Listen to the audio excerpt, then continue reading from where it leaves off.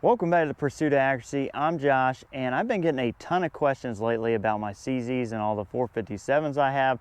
So instead of trying to explain this over and over and over again in the comments, I figured let's just shoot a video. You can see what I have right now for CZ 457s. Now, a couple of these you have seen before, so let's go look at the table right now. All right, so this is my 457 kind of lineup right now.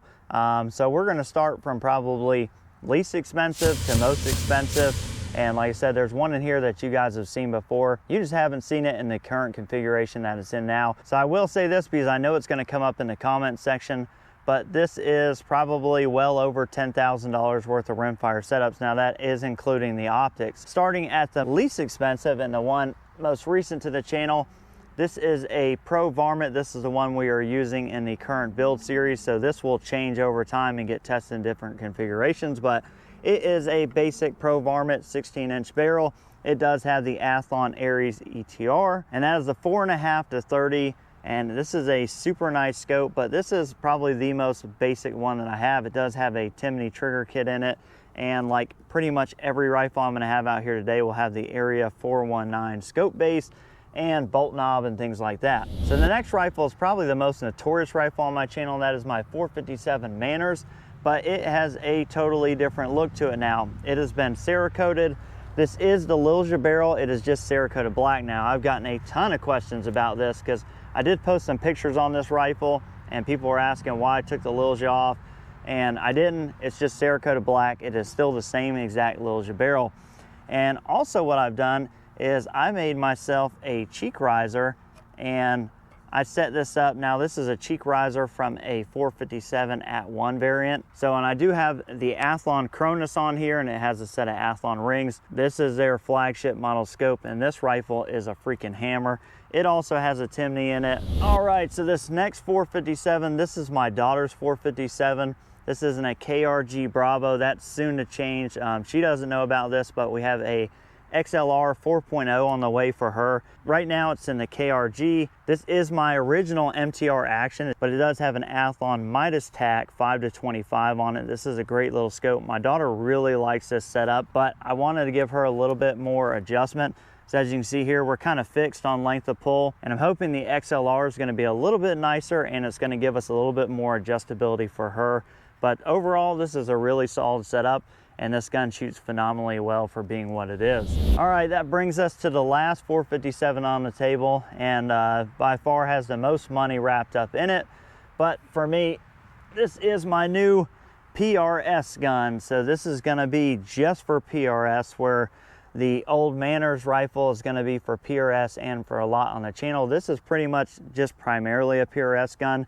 So this is an MDT ACC chassis inletted for the 457. It has the full internal weight kit, 2 external weights, the Mirage shield.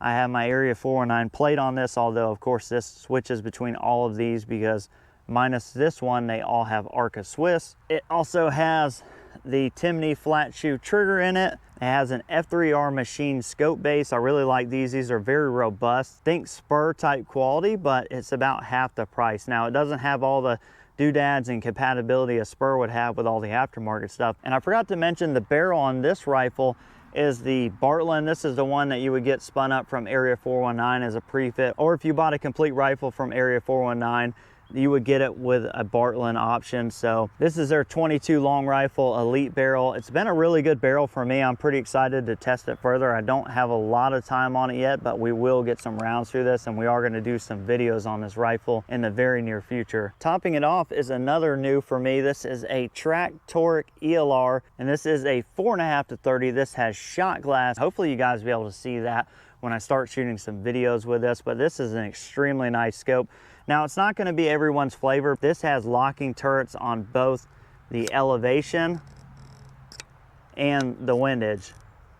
And I'll get more into this in a video when we cover this, but there are some key benefits that I would like to exploit for PRS with this optic, and I think it's really cool. So this retails for like 1,600 bucks. Really good shot glass and a Japanese manufactured scope. It's got almost all the same bells and whistles. Got a very nice etch reticle, illuminated like almost all the rest of these are.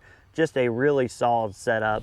All right, so there's the kit and caboodle for right now as far as all my 457s in one place. I hope this clears up some of the questions you guys have been asking. I know it's kind of confusing because I have so many rifles and I'm kind of moving stuff around for filming, and I get a lot of questions about, well, where'd this barrel go, or what happened to this gun, or what happened to that gun. So the major takeaways are I have a new PRS rifle. The Manor's got a whole new look, but it is exactly the same rifle, same barrel, same action, everything. What formerly used to see all the time as the MTR is now in this KRG Bravo for my daughter to shoot. Thank you guys for all your support. I appreciate it. If you're curious about something specific about the gear I use, go check out my website at pursuitofaccuracy.com. You can scroll down there, you'll be able to see my current gear. I have a list of great companies down at the bottom. None of those are affiliate links. They take you directly to their website, and they're just good companies with good products that I'm using currently and that I know work and work well. Thanks for sticking it out with me, guys. We'll catch you on the next one.